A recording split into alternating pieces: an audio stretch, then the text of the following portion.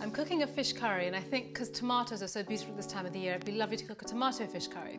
I'm going to start with marinating my fish in a little bit of turmeric and a little bit of salt. And the salt sort of will make its way into the center of the fish, and the turmeric will color it slightly. So when it's in your curry, it'll have a bit of color of its own.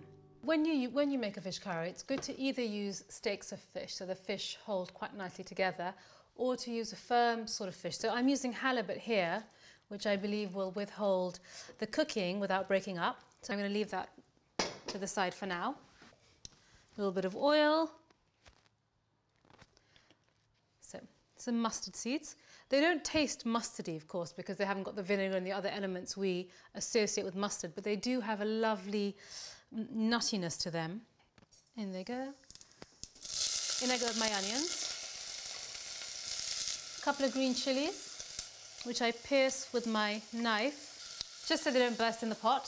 So whilst my onions are softening, I'm just going to blend together the tomatoes, the ginger and the garlic. So in we go with our garlic, ginger, and I'm going to use these beautiful vine tomatoes. You don't have to blend your tomatoes, you can chop them. Here goes. That's done. So my onions are softening nicely. In goes my tomatoes. And I'm going to add my spices.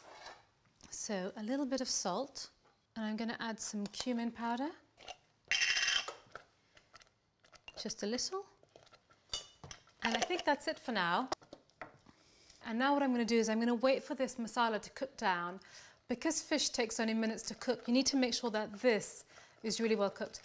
And the good thing about a masala is it'll tell you when it's cooked, because what it does at this stage is it absorbs all the oil in the pan.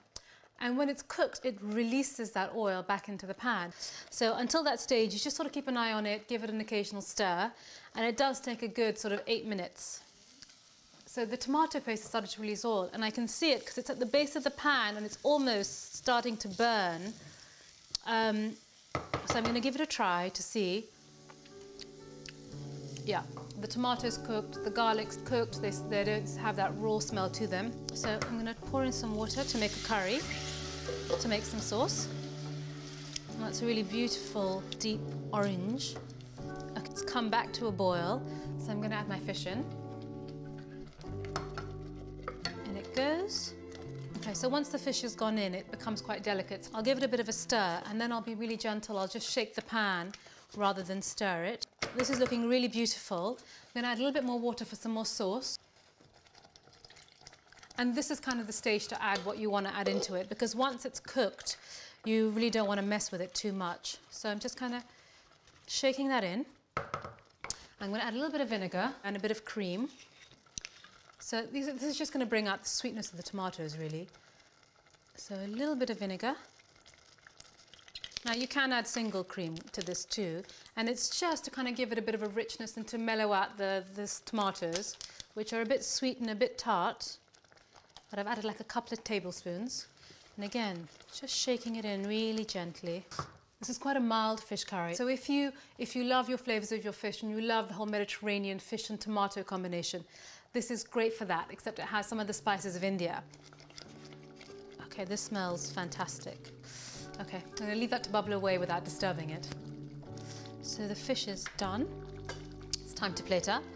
They're quite small pieces, and I can sort of see that, I can almost see the grain of the fish all the way through, so I know it's done. Okay, this is a beautiful fish with rice, but also really lovely with some naan.